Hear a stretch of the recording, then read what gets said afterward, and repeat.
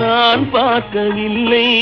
உன் பார்வை போலே என் பார்வை இல்லை. நான் கண்ட காட்சி நீ காணவில்லை. நான் கண்ட காட்சி நீ காணவில்லை.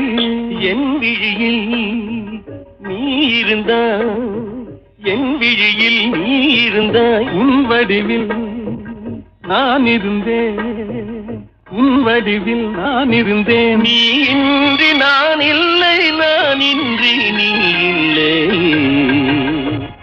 என்றேன். கண்டேன், வந்தேன். பொன் ஒன்று கண்டேன், பெண்ணங்கு இல்லை. ஏனென்று நான் சொல்ல வேண்டும்?